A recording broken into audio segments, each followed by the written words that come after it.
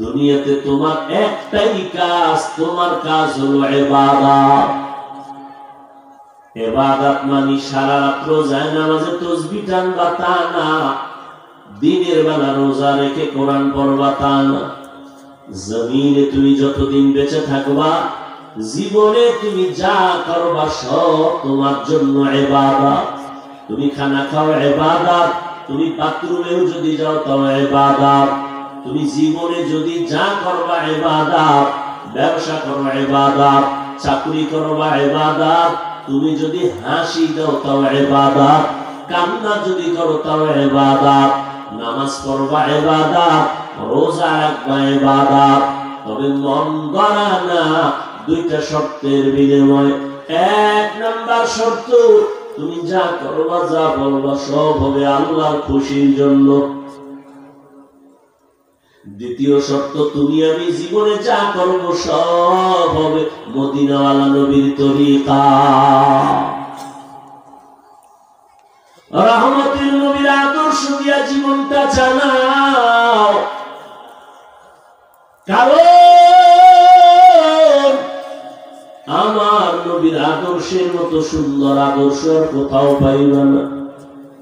আঙ্গুলের নখগুলো কেমনে তুমি কাটবা সেখানেও নবীর আদর্শ, জুতা কেমনে পরবা সেখানেও নবীর আদর্শ।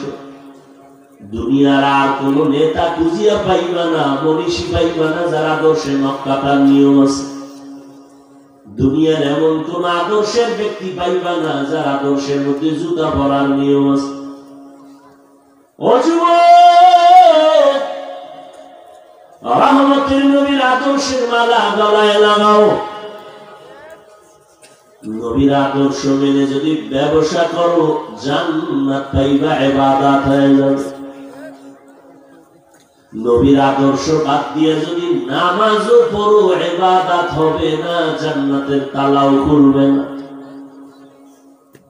একজনের মাগরিবের 3 রাকাত ফরজ নামাজে দাঁড়াইছে, 3 রাকাত নামাজের শেষে গিয়া চিন্তা করে বেজোর হইয়া লাভ কি, 2 সেজদা মাওলারে বাড়াইয়া জোর বানাই 4 রাকাত বানায় দিল মাগরিবের 3 রাকাতের। আল্লাহর খুশির জন্যই 2 সেজদা বাড়াইছে।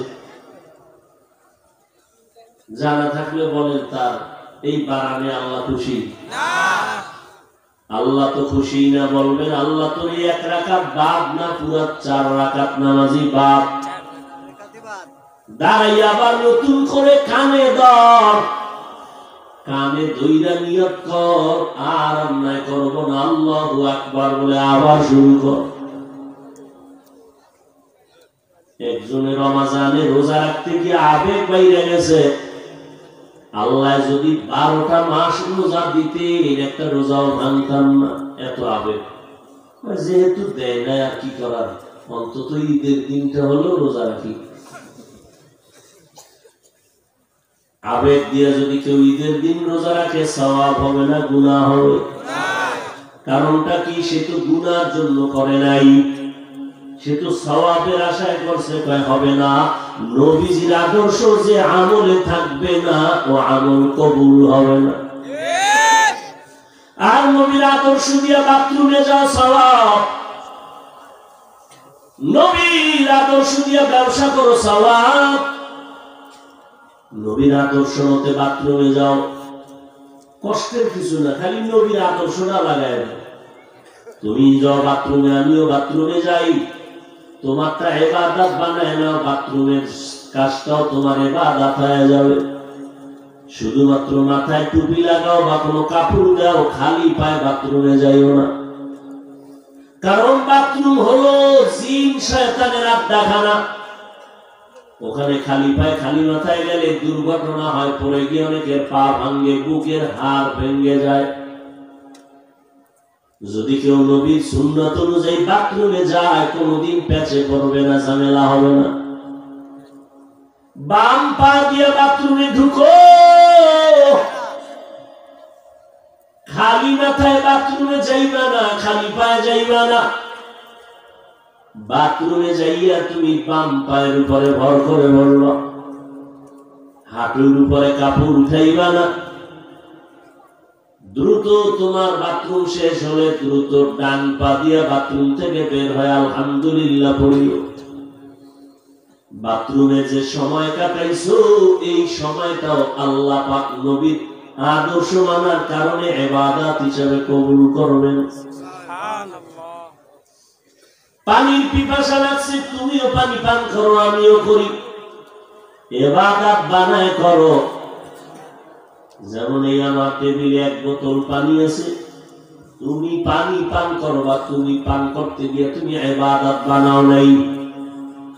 বাম হাতটা দিয়া বোতলটা ধইরা ডান হাত দিয়া বোতলের মুখ কাটা কইলা, বাম হাত দিয়া টান মারছো, এক টানে আধা লিটার নাই। অথচ এই পানিটা আমি যখন পান করব ইবাদত বানায় করব। বোতলের দিকে তোমার বাম হাতটা চলে গেছে, আমার যাবে ডান হাত। আমি ডান হাত দিয়া পানিটা নিয়া এই পানিটা পুরাই পান করব, তবে নবীর আদর্শে আমি 3টা নিঃশ্বাস ফেলে পান করব, ইবাদত হয়ে গেল। পিপাসাও মিটলো, সওয়াবও হইল।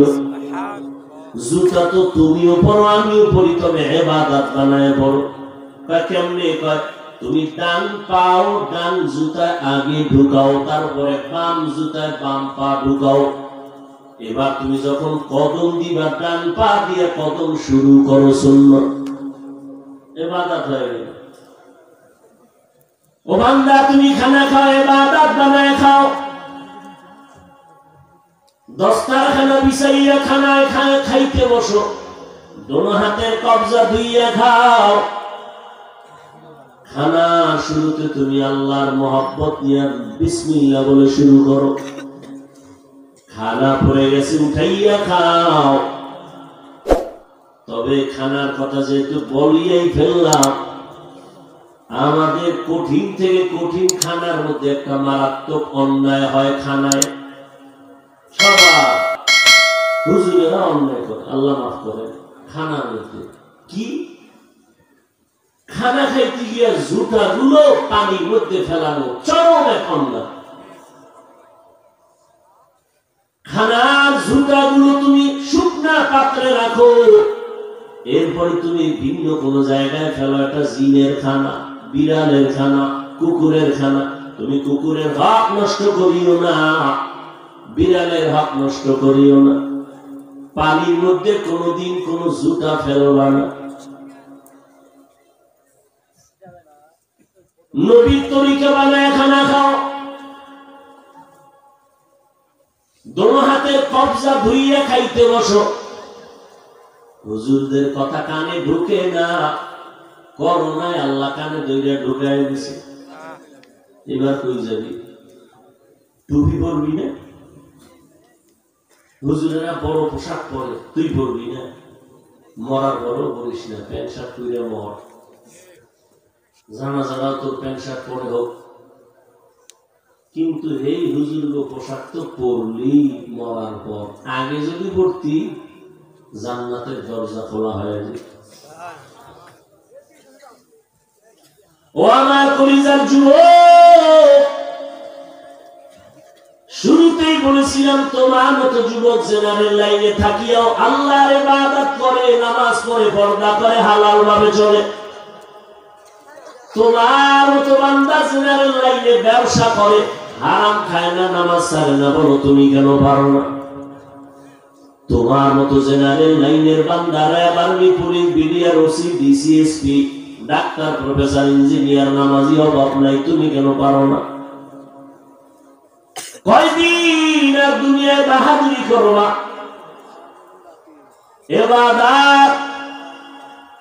ইবাদত করতে গেলে তোমার ব্যবসা বন্ধ করা লাগবে না, ইবাদত করতে গেলে তোমার চাকরি ছাড়া লাগবে না। স্কুলে পড়ো, কলেজে পড়ো, চাকরি করো, ব্যবসা করো, বাধা নাই। আল্লাহ পাক রব্বুল আলামিন সব রাস্তা খুলে দিয়েছেন, করো, তবে ইবাদত বানায় করো। ও ব্যবসায়ী বাবা, ব্যবসা যখন করো তোমার দোকানে সাইনবোর্ড লাগাও, বিক্রি করা মাল অবশ্যই ফেরত নেওয়া হয়। ফেরত নেওয়া হয় না বলে কোনো সাইনবোর্ড লাগায় না।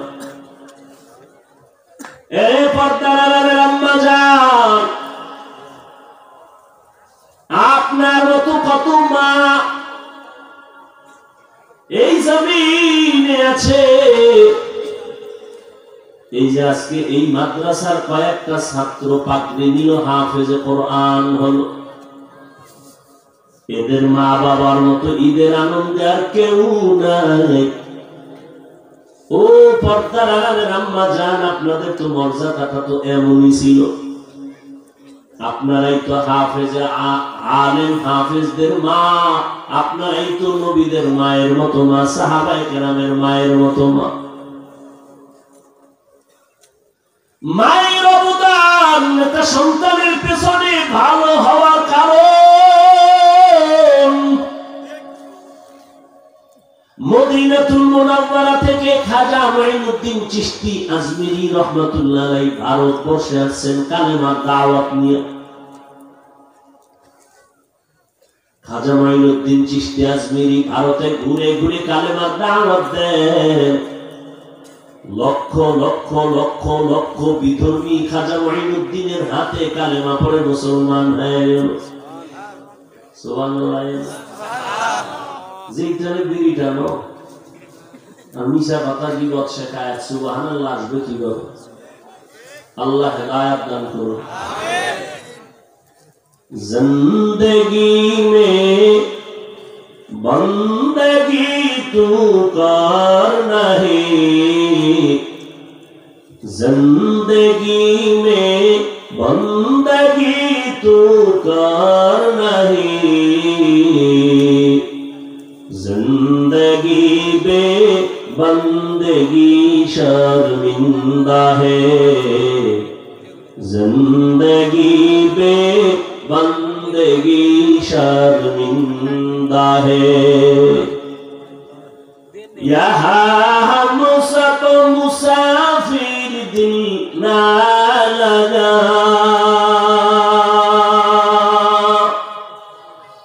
अहले दिल की नजर से रूह करता जा,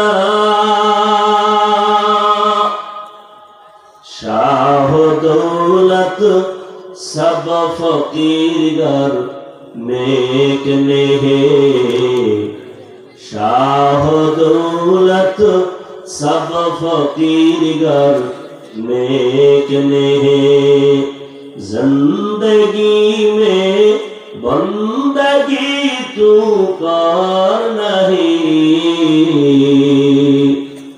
जिंदगी पे बंदगी शर्मिंदा है, जिंदगी में बंदगी शर्मिंदा है। ओ पर्दार अम्मा जान, আপনারা তো খাদিজা রাদিয়াল্লাহু তাআলা আনহার মতো দামি নারী, ফাতেমা রাদিয়াল্লাহু আনহার মতো দামি নারী, আয়েশা রাদিয়াল্লাহু তাআলা আনহার মতো দামি নারী, ইসমাঈল নবীর মা হাজরা আলাইহিস সালামের মতো দামি নারী। আরে আম্মা জান, আপনার মতো কি কোনো মা এলাকায় নাই? পর্দা করে, স্বামীর মাল হেফাজত করে, 5 ওয়াক্ত নামাজ পড়ে, মোবাইলে সময় নষ্ট করে না। আরে আম্মা জান, আপনি কেন পারবেন না? খাজা মাইনুদ্দিন চিশতি রাহমাতুল্লাহ আলাইহির হাতে ভারতবর্ষে লক্ষ লক্ষ বিধর্মী মুসলমান হয়ে গেল। খাজা মাইনুদ্দিন চিশতি আজমিরি একদিন মায়ের সামনে বসে খুব আনন্দিত হাসে। আম্মা জান ডাক দিয়ে কয়, এই মাইনুদ্দিন, আমার সামনে এত আনন্দিত কেন? খাজা মাইনুদ্দিন চিশতি আজমিরি রাহমাতুল্লাহ আলাইহি বলেন, আম্মা, আমার এত আনন্দ এই কারণে, ভারতবর্ষে আমার হাতে লক্ষ লক্ষ বিধর্মীরা কালেমা পড়ে মুসলমান হয়েছে। মা দেখে বলে, এই মাইনুদ্দিন, যতই আনন্দ আর বাহাদুরি দেখানো, এটা তোমার কোনো বাহাদুরি না, আমি মায়ের অবদান।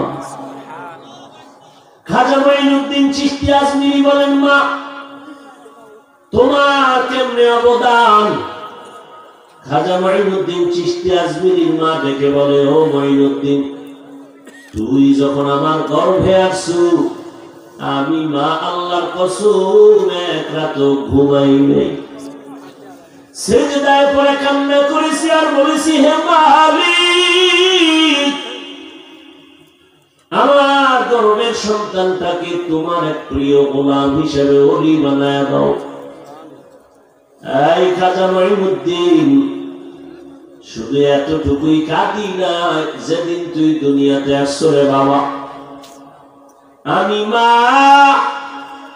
তোকে যতদিন আমার বুকের দুধ পান করাইছি রে মঈনুদ্দিন, আমি মা তোর মুখে একটা ফোঁটা দুধ বিনা ওযুতে দেই না।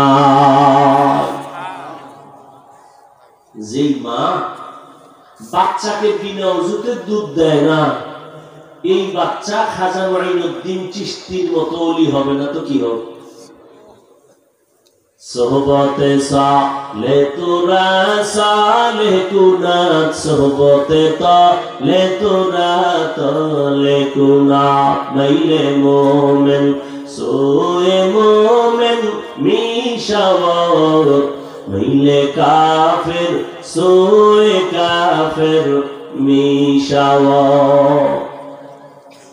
পর্দার আম্মা জানেরা, খাজা মঈনুদ্দিনের মায়ের মতো আপনারা মা, বড় পীর আব্দুল কাদের জিলানী রাহমাতুল্লাহ আলাইহির মায়ের মতো আপনারা মা।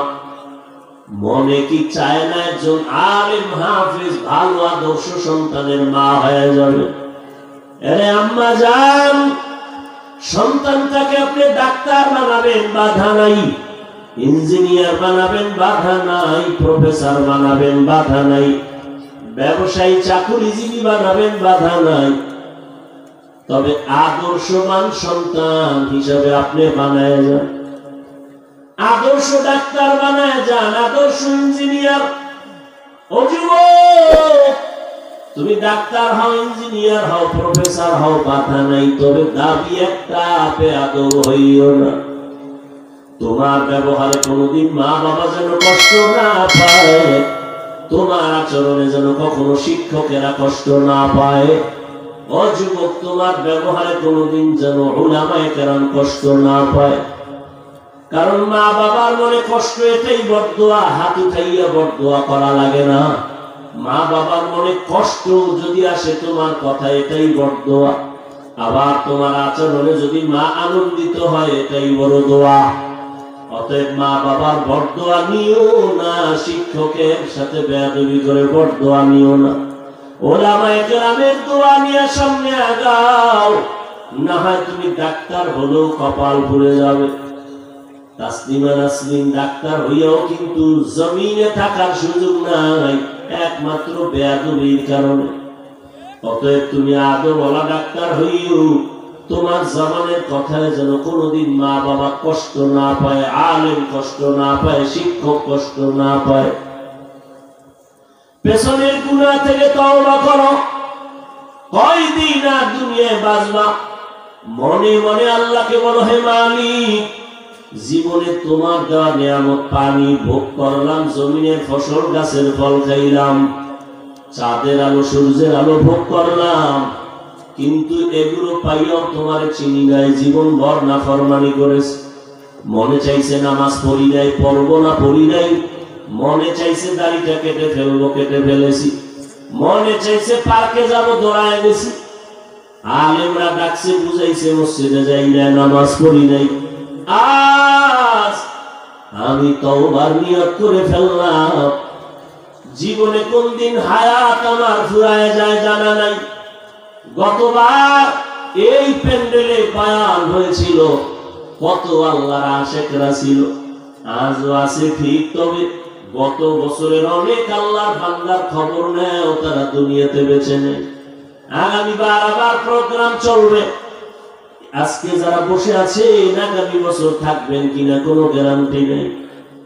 অতএব তওবা করে যাই রে যুবক, জীবনে তো কম গুনাহ করো নাই, মনের আসামিটা তো কম, নামাজ ছাড়ো নাই, দাড়ি কাটো নাই। এখন থেকে আল্লাহকে রাজি কইরা নিয়ত করে ফেলো তওবার নিয়ত।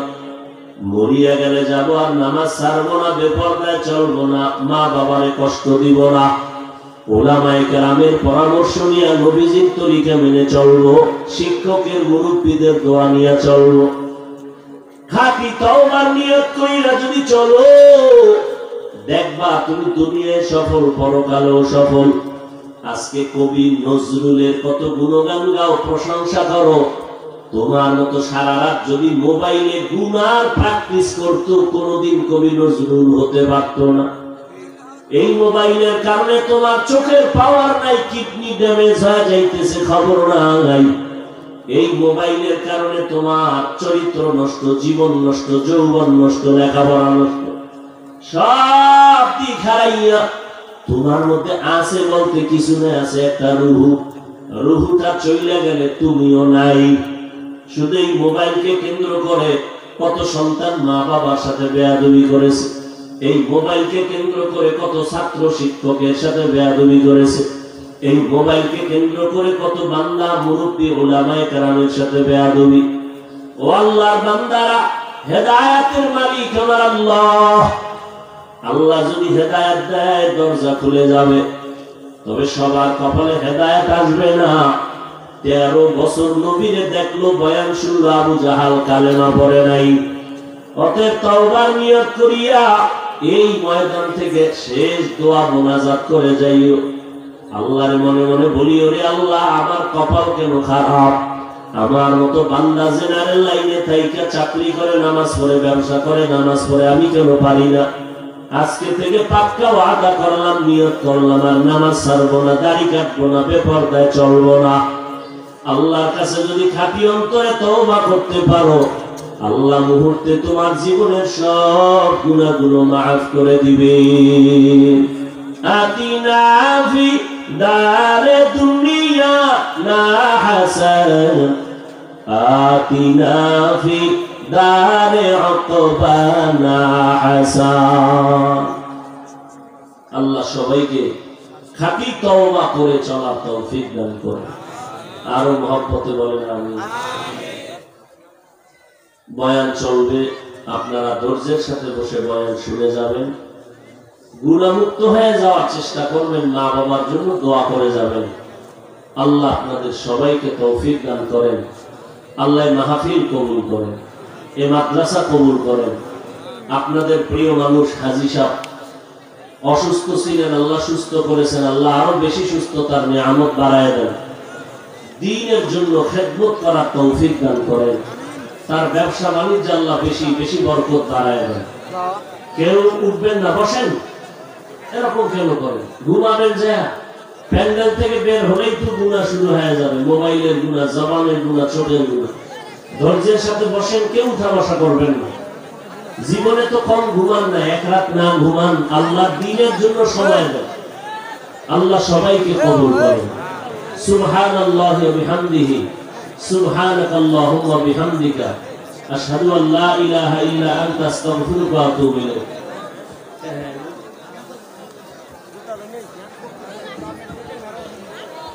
হাজী সাহেব বলতেছেন দোয়া করার জন্য, তো দোয়া করেই যান। বসেন, 1 মিনিট বসেন, দোয়া করে যান। আল্লাহ পাক রব্বুল আলামিন আজকের ওয়াজের বরকতে পুরো এলাকায় শান্তি দান করেন। আলহামদুলিল্লাহি রাব্বিল আলামিন, ওয়াসসালাতু ওয়াসসালামু আলা। নিষেধ গ্রহণ করা হারাম। আল্লাহকে অসন্তুষ্ট করে কোন পীরের কথা, নেতার কথা, নেত্রীর কথা, ওস্তাদের কথা, মা বাবার কথা কোনটাই মানা যাবে না, সম্পূর্ণ হারাম। এক কথায় দুনিয়ার সকলকেই বেজার করা সম্ভব, আল্লাহকে অসন্তুষ্ট করা, বেজার করা সম্ভব না। কিন্তু আমরা করতেছি বেজার। পর্দা করলে আল্লাহ খুশি হবেন, কিন্তু আত্মীয় স্বজন বেজার। এখন আমরা আল্লাহকে অসন্তুষ্ট করে আত্মীয় স্বজনের খুশি ঠিক রাখার জন্য পর্দা লঙ্ঘন করেছে।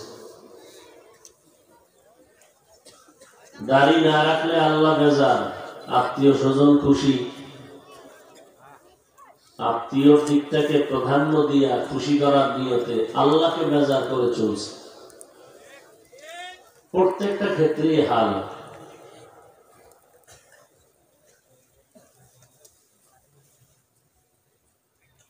অথচ যাদেরকে খুশি করার জন্য আমি আল্লাহকে বেজার করতেছি, এরা কেউ আমার আপন না, সব আমার ঘুরে ফিরে দেখা যায় স্বার্থের দুশ্মন। মা বাবার স্বার্থে আঘাত লাগছে তো মা বাপ সন্তানের বিরুদ্ধে মামলা, বন্ধুর স্বার্থে আঘাত লাগছে তো মোবাইল থেকে নাম্বার ডিলিট করে ফেলেছে।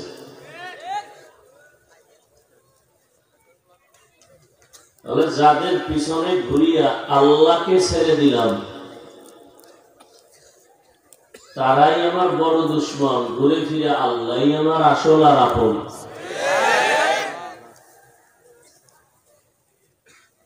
আমার আপনজনারে একটু যদি বেজার করে ফেলি, মন মতো না চলি, সে আর কথা বলে না, মোবাইল রিসিভ করে না। আর আল্লাহর এত বিরোধিতা করলাম, আল্লাহ রাগ করে পানি বন্ধ করেন নাই, বাতাস বন্ধ করেন নাই, খানা বন্ধ করেন নাই। আল্লাহ কতটা দয়া করেন নিঃস্বার্থ ভাবে। আল্লাহ বড় আদর করে মানুষ বানিয়েছেন। আল্লাহ বলেন আমি মানুষ বানাবার একটাই কারণ, ইবাদত। মজলিস বড় দামি, মানুষের জীবনের সব থেকে বড় দামি পুঁজির নাম আদব। কি আদব? কি বড়দের সামনে নামাজের সুরাতে বসা না, আপনার কথার মধ্যে আদব আছে, হাত পা নাড়াচাড়ার মধ্যে আদব আছে, চোখের চাহনিতে আদব আছে। এই মজলিসের আদব কি, মসজিদের আদব কি, মাদ্রাসার আদব কি, মা বাবার সাথে আদব কি? আপনি এখন কোন একজন বুজুর্গের সামনে গেছেন, দাঁড়ায় গেছেন, আল্লাহ নবী বলে ভাইজান বসেন, আপনি বলেন না হুজুর আমি বসবো না। আপনি দেখাইতেছেন আদব। হুজুর বলে বসেন, আপনি বলেন না হুজুর চলবে। বারবার বসার কথা বলার পরে যদি আপনি না বসেন, এটা আদব না, এটা বেয়াদবি। হুজুর বলেছেন তার আদেশ মানা আদব। এই মজলিসের আদব জবানকে চুপ করে বসে কান সজাগ, দিল সজাগ করে কথা শোনা। আমি তো দেখলাম হুজুরের সামনে আপনারা চিল্লাইতেছেন, এটা আদব না। এখানে চিল্লির কোনো কাজ নাই। ওলামায়ে কেরাম যা বলবেন এটা বুঝার কাজ এবং এগুলো আমলে নেওয়ার জিনিস। এখানে চিল্লানোর কি আছে?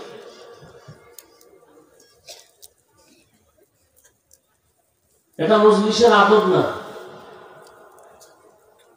চিল্লানোর মাঠ আছে আলাদা, চিল্লানোর পরিবেশ আছে আলাদা। বাতিল মুনাফিক নাস্তিকদের বিরুদ্ধে ওলামায়ে কেরাম ডাকবেন, আন্দোলনে নামবেন, সেখানে চিৎকার দিবেন যত জোরে তত বাতিলের ঘুম হারাম হয়ে যাবে। এখানে তো চিল্লানোর জায়গা না। এখানে কথা বুঝতে হবে এবং দিলকে নরম করে এই নিয়তে আল্লাহকে বলতে হবে, আল্লাহ আমি তো রোগী, আমি তো গুনাহগার, গুনাহ নিয়ে ঢুকছি, তুমি আমার দিলকে নরম করো, এখান থেকে যেন গুনাহমুক্ত হয়ে যেতে পারি। এই নিয়ত নিয়ে যারা বসবে তারা চিল্লাবে কখন? তার দিল তো নরম, সে তো কান্নার ভাবে থাকবে। আবেগকে কন্ট্রোল করা উচিত। আল্লাহ মজলিস কবুল করে। ওয়ামা খালাকতুল জিন্না ওয়াল ইনসা ইল্লা লিয়াবুদুন। এই মোবাইল, তোমার মোবাইল হাতে ধরা লাগবে কেন? কি এর মোবাইলের কাম কি? তুমি মনে করো কাম, এটা আকাম, কোনো কাম না। তুমি মোবাইল হাতে নিছো কেন? 24টা ঘন্টা মোবাইল নিয়ে তুমি ব্যস্ত, মরো। আল্লাহ ধরে বেহেশতের বাগানে নিয়ে আসছেন, 2-1 ঘন্টা মোবাইল এখানেও না ধরলে মরে যাবা। আর কবে হেদায়েত হবে বলো? আর কত আলেমদের বিরোধিতা করলে তোমার মনের আশা মিটবে, তারপরে তওবা করবা? আর কত আলেমদের সাথে বেয়াদবি করলে তোমার মনের আশা মিটবে, তারপরে তওবা করবা? আর কত মা বাবার সাথে শিক্ষকের সাথে বেয়াদবি করার পরে তোমার মনের আশা মিটবে, তারপরে তুমি ফিরবা?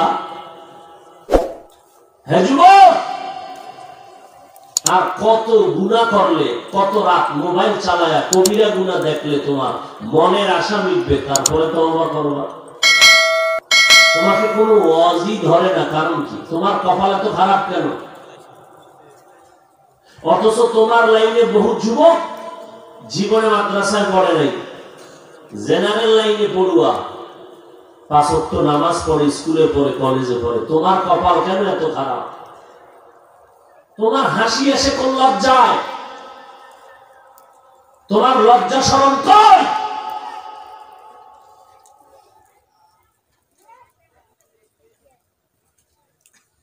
তোমার মতো যুবক র্যাব, আর্মি, পুলিশ, বিডিআরের চাকরি করে, নামাজ পড়ে, তুমি পারো না কেন? তোমার মতোই যুবক দোকানদারি করে, ব্যবসা করে, চাকরি করে, গাড়ি চালায়, কৃষি কাজ করে, নদীতে মাছ ধরে, নামাজ ছাড়ে না। তোমার কপালে কার অভিশাপ লাগছে? তাবলীগের বয়ান শুনো, পীর সাহেবদের বয়ান শুনো, বক্তাদের বয়ান শুনো, এরপর নামাজ হচ্ছে না, কারণ কি? কার অভিশাপ নিয়ে দুনিয়াতে জন্ম নিয়েছে? তোমার কপালে তো অভিশপ্ত কেন? আরো বাহাদুরি ভাব। কি হবে তোমার বাহাদুরি করে? কত বাহাদুর বাড়িঘর ছেড়ে জঙ্গলে পালাচ্ছে, কিসের বাহাদুরি দেখাও? কই টাকাওয়ালা, বিল্ডিংওয়ালা? করোনায় তাজা প্রাণগুলো চলে গেল, ছাত্র জনতার বৈষম্য বিরোধী আন্দোলনে তাজা তাজা যুবকের প্রাণ চলে গেল, কিসের বাহাদুরি করো? অসুস্থ মানুষ সবাই বলে মরে যাবে, অথচ তার সামনে সুস্থ মানুষটা মরে গেল, অসুস্থ মানুষ এখনো বেঁচে আছে। কিসের মাস্তানি ভাব? এত শরীরের ভেতরে অহংকার কেন? ওলামায়ে কেরামের কথা কানে ঢুকতেই গেছে না, কারণ কি? কি ভেবেছো তুমি? আল্লাহ কোরআন মিথ্যা? কেন এমন?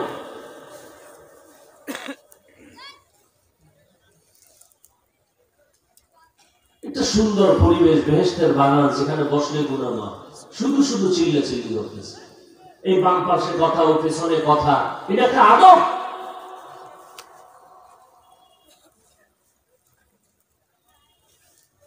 আল্লাহ সব ভাইকে হেদায়েত দান করুন। ওয়ামা খালাকতুল জিন্না ওয়াল ইনসা ইল্লা লিয়াবুদুন। আল্লাহ বলেন, আমি মানুষ জিন সৃষ্টি করি নাই। হ্যাঁ, সৃষ্টি করার একটাই কারণ, আমার ইবাদত। দুনিয়ার মধ্যে মানুষ তোমার কোনো কাজ নাই। তোমার পেটের ক্ষুধার জন্য খানা লাগবে, আয়োজন আমি তোমাকে পাঠাবার আগেই করেছি, টেনশন কম। দুনিয়ার জমিনে চলার জন্য তোমার পানির প্রয়োজন, আমি আল্লাহ কুদরতের দ্বারা পানির ব্যবস্থা করেছি, টেনশন কমায় দাও। দোকান থেকে 1 বোতল পানি কিনতে গেলে 10 টাকা 12 টাকা নেয়। এই আব্দুর রহমান, আব্দুল করিম ও রহিমা খাতুন, আমি যে তোমার পিপাসা নিবারণের জন্য এত পানি ফ্রি করে দিলাম, বলো কত টাকা বিল দিয়েছো? বিদ্যুতের বাতি জ্বালাও, ঘরের ভেতরে মিটারে বিল দেওয়া লাগে, কার বড়? আর আমি আল্লাহ সূর্যটা দিয়ে এত আলোর আয়োজন করেছি, বলো আমার সূর্যের আলো নিয়ে কয় টাকা বিল প্রদান করেছো? শ্বাস কষ্ট, দ্রুত গতিতে হসপিটালে চলে গেছো, যাইয়া তোমার নাকে তুমি অক্সিজেনের পাইপ লাগাইছো, 2-3 ঘন্টা পরে কম্পিউটারে বিল আছে 50,000 টাকা তোমার অক্সিজেনের বিল। এরে গোলাম, হসপিটালে পাইপ লাগাইয়া অক্সিজেন দিয়েছো, বিল দেওয়া লাগে লক্ষ টাকা। আর আমি যে আল্লাহ এমন পিওর অক্সিজেন দিয়েছি ফ্রি, বল আমার অক্সিজেনের কি বিল দিয়েছো? তোমার দুনিয়াতে চলার জন্য যা প্রয়োজন সব আমি আল্লাহ ব্যবস্থা আগেই করেছি। দুনিয়ায় পাঠাবার আগে তোমার খানার আয়োজন করেছি, ঘুমের ব্যবস্থা করেছি। ক্লান্ত হইয়া যখন ঘুমাইবা একটা বালিশ দরকার, ওই বালিশটা কেমনে বানাইয়া তুমি ঘুমাইলে তোমার মাথাটা একটু আরাম লাগবে, আমি আল্লাহ বালিশ বানানোর জন্য তুলা বানায় দিছি। তোর বাবায় তুলা বানায় নাই, আমি আল্লাহ তুলার আয়োজন করেছি। তোমার বাবা বানায় নাই। তোমার পেটে ক্ষুধা নিবারণের জন্য তুমি 3 বেলা খানা খাও, আমি আল্লাহ খানার আয়োজনে চাল যদি না দেই, তোমার বাপ দাদার ক্ষমতা নাই জমিন থেকে আলাদা চাল বের করবে। রুটি খাইবা, গমের ব্যবস্থাও করেছি। আবার এই ভাত আর রুটি খাওয়ার জন্য তরকারির প্রয়োজন, তাও আমি দিয়েছি। তরকারিটা পাকাইতে মশলা লাগবে, তাও আমি আল্লাহ ব্যবস্থা করেছি। কয়দিন আর তরকারি খাবি, ভালো লাগে না, মাছ খাইতে মনে চায়, যা নদীর মধ্যে কোটি ধরনের মাছের আয়োজন করেছে। ভালো লাগে না, মাছ খাবি না, গোশত খাবি, আমি হালাল ভাবে অনেক ধরনের গোশতের ব্যবস্থা করে দিলাম। ও বান্দা তাকায় দেখ, ডাইনিং টেবিলে তোমার গোশত রেডি, সবজিও রেডি, ভর্তাও রেডি, মাছও রেডি, আর পরও খাও না কেন? তার রুচি নেই। ডাক্তারের বলো, ডাক্তার খানা রুচির ঔষধ দেয়। আল্লাহ কয় কোনো ডাক্তার লাগবে না, আমি নিজেই রুচির ঔষধ দিয়েছি। একটা কাঁচা মরিচ ল, একটা টমেটো, একটা শসা দিয়া সালাদ বানা, তরকারি লাগবে না, শুধু সালাদ দিয়ে দেখবি 3 প্লেট নাই। কাদের কুদরত দারি বর কামাল, আনতা রব্বি আনতা হাসবি যুল জালাল, তুহি কাদের জলিলুল্লাহ জাহাদার, বহর হালে তুহি মেরা নিগাহদার। আল্লাহ বলেন, তোমার জীবনের সমস্ত প্রয়োজনের আয়োজন আমি আল্লাহ আগেই করে দিলাম। পানির আয়োজন করলাম, খানার আয়োজন করলাম, ঘুমের ব্যবস্থা করলাম, আলোর ব্যবস্থা করলাম। ও বান্দা, তোমার জন্য কোনো পেরেশানি রাখি না।